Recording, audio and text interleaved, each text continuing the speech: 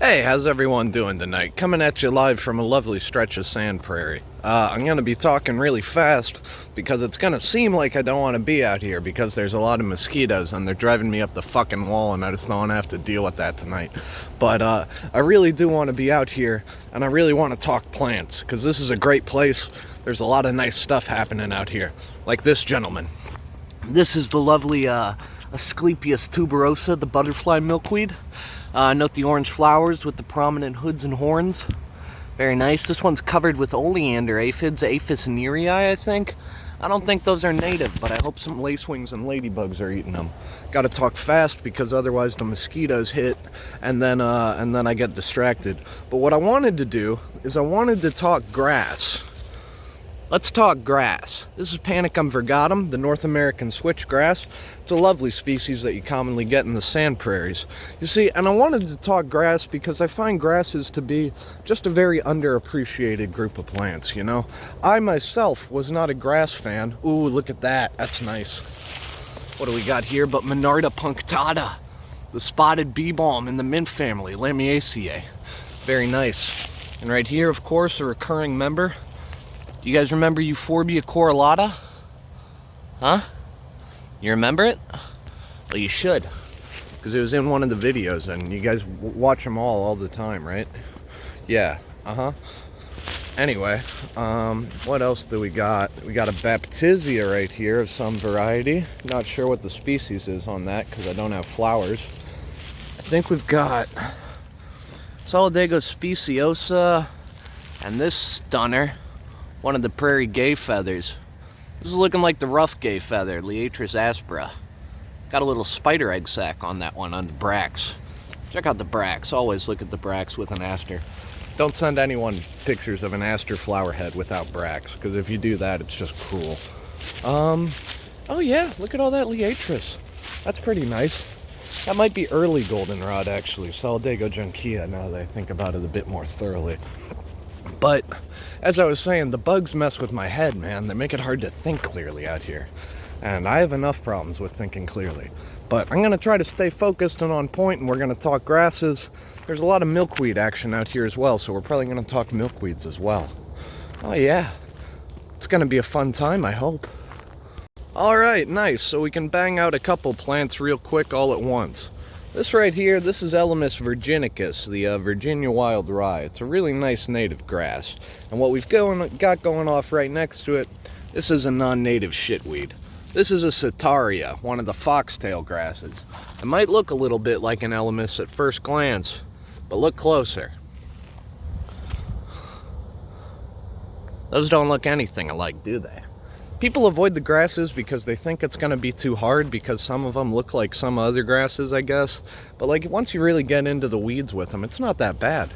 But what I wanted to show you guys is right here. This is the lovely Asclepias verticillata, the world milkweed. Been seeing this on a lot of roadsides more lately.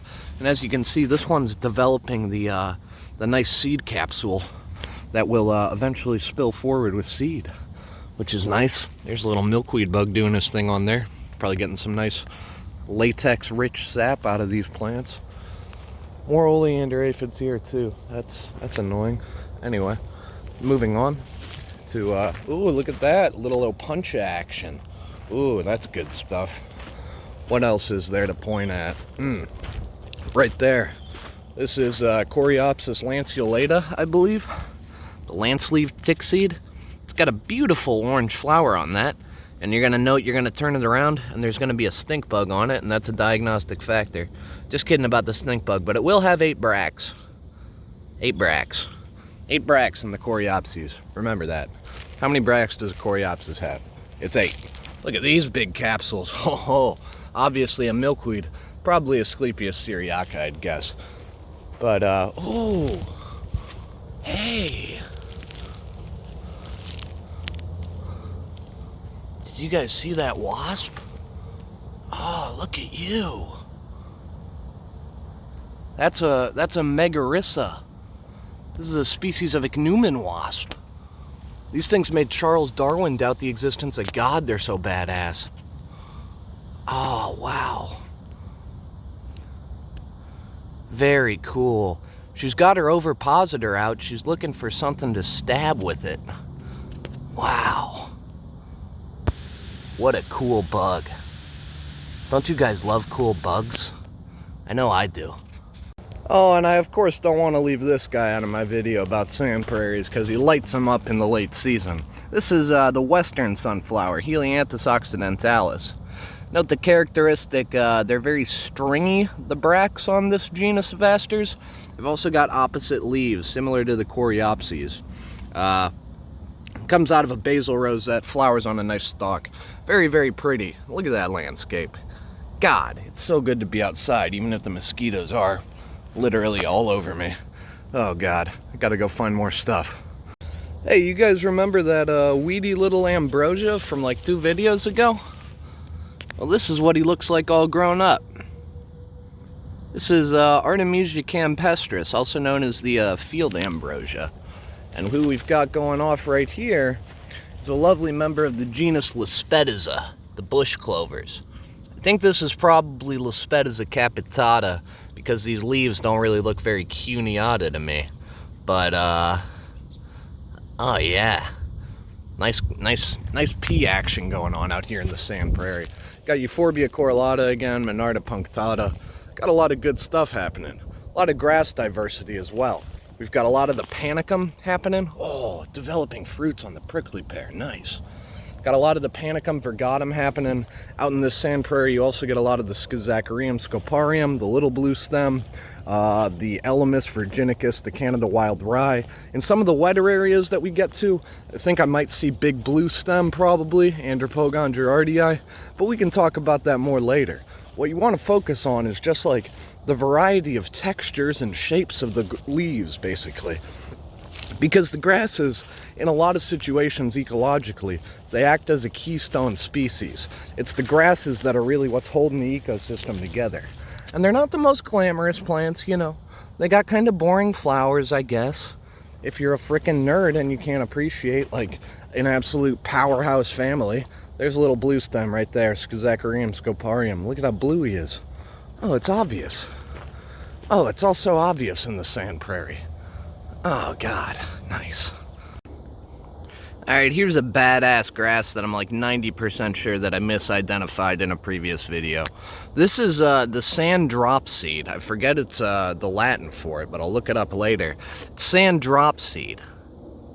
Sand drop seed. It's a characteristic grass in the foredunes. Note the scleriform nature of these leaves. Note how hairy those frickin' ligules are. Look at how hairy they are when the camera focuses. Wait for it. Wait for it. Oh, look at all those hairs. That's ridiculous. Isn't that ridiculous? This plant's crazy hairy. You can see the tiny hairs right there. Yeah, this is definitely the sand drop seed. A lovely characteristic of foredune vegetation typically, along with the Panicum virgatum, which is occurring in the same stretch. Also got some nice butterfly milkweed and a, I think Helianthus divaricatus. Very nice, very nice. Oh God, I love milkweeds. That's the good stuff right there. Oh yeah, let's go see what else we can find. As you can see, when it's fully opened up, the sand drop seed does make for quite a majestic grass. Ooh yeah, get it with the nice lighting. Beautiful. And of course we got Panicum virgatum again, the switchgrass. Pay attention to the grasses when you're out on your walks, because grasses, they're highly indicative of changes in microhabitat. For example, you'll note this shift. Why, for example, was that sand drop seed less open than these sand drop seeds? Well, the obvious answer is because these ones get more sun, but the less obvious answer is because these ones are at the base of a wash. There's a very slight slope in the landscape, and as a result, these guys get more water than those guys over there, and as a result, they're able to flower earlier. Pretty cool how abiotic factors can influence the phenology of a plant, wouldn't you say? I know I would, because I just did it. Nice. This is a plant that I come back to and visit every year. It was majorly significant in me deciding to become a botanist, actually. This is Selaginella rupestris. It's a one of the rock mosses, they call them, or a spike moss. Because you can look closely and you can tell it's obviously a plant, but it looks pretty spiky and uninviting to eat, I would have to say. And that's because this comes from a very, very old lineage of plants. The, ooh, a little wasp action. The lycopods, the group of plants that these originate from, they're one of the first examples of vascular plants to evolve. So it's really badass to see an extant member of such an old lineage still hanging around. There's a really hairy dicanthelium that always grows in these sandy habitats, and I haven't had the guts to key it out myself yet. So if Nathaniel Pila's watching this, hey, who's this little feather duster grass? Can you give me an answer on that? Because it's been bothering me for like 3 years. Anyways, Selaginella rupestris, one of the dicantheliums, one of the chill grasses. And I'm going to show you guys another cool sandy endemic in the rock rose family, the Asteraceae, because I'm feeling so generous tonight. I'm just such a nice guy. The sand prairie really brings it out in me, I think. So this is Hudsonia tomentosa. It's a, well, I don't know what the common name for it is, but it's a really, really cool species of plant that commonly occurs in the sandy soils in the foredune. It's in the rock rose family, the Asteraceae, and I don't see a lot of those. And I remember the families of what I see, if not the plants themselves. So getting to see a weird guy from a family that I don't get to see a lot of, that's pretty badass. I really love this preserve, dude. There's always more to be learned here. It's just a wonderful place to be. Oh yeah, knee deep in the sand, and I can see the mosquitoes that are getting ready to swarm me already. There's more little blue stem in here, by the way. Schizachyrium scoparium. He's right there. Standing up nice and tall. Oh yeah, pretty good stuff. Let me show you what the flowers look like on the schiz. The little blue. That's a panicum. Oh, there's one. Oh, here's one in flower. Yeah. Get a load of those little flowers. You can see these guys, they still have the feathery stigmas. The female part of the flower attached. See those? Fascinating. Schizachyrium scoparium, a wonderful plant in the Poaceae, the grass family. This guy's already producing seeds. Look at him go. Good work. You're doing great. Anyways, having an extremely normal night, folks. This video is it's a love letter to two ecological subjects, one of which is grasses, and the other one is the importance of fire management. Because this preserve is looking absolutely beautiful with how it's filling back in after a controlled burn was done here. Look at the nice liatrices. This is Liatris baccata, I believe, the marsh gay feather. Another lovely member in the liatrices. Very nice. That's this is a spirea of some species. And we've also got one of my favorite grasses in the whole dang world. Big blue stem, the turkey foot. They call it that because the inflorescence looks like a goddamn turkey's foot. It's simple as pie, turkey foot, big blue stem, Andropogon gerardii. You got him? All right, I sure hope so, because I'm about to show you guys another grass. Here we go. It's Sorghastrum nutans. They call this one the Indian grass. Don't call it that. Call it something cooler, like Haudenosaunee grass or Potawatomi grass, or give it a real name. I don't care. Its name is Sorghastrum nutans to me. It's a very pretty grass, though. Very much so. Note those nice yellow anthers. Very pendant. And it's like emerging from the stalk. Isn't that pretty cool? Yeah, grass can be pretty cool, I've found. Yeah. Speaking of grass, let's talk about a grass-leaved goldenrod. This is Euthymia graminea, I believe. Judging by the fact that it's got 3 prominent veins on the underside, I think this is Euthymia graminea, not the rarer one. Oh man, look at all that panicum. It looks so good out here. God, I love controlled burns. God, I love fire ecology. God, I love grass. What a great night. So now I'm in an interdunal wetland, and you're gonna ask yourself, Nate, how do you know you're in an interdunal wetland? And the first sign that you're in one is that the mosquitoes get about 3,000 times worse, we'll say. Fuck it, why not? This is Coreopsis tripteris. Relative of Coreopsis lanceolata, of course. Good lord, the mosquitoes are bad. Coreopsis stripteris, though, what you're going to want to note is that it's got a nice trifoliate leaf. Very, very different from Coreopsis lanceolata. Holy shit, these bugs are bad.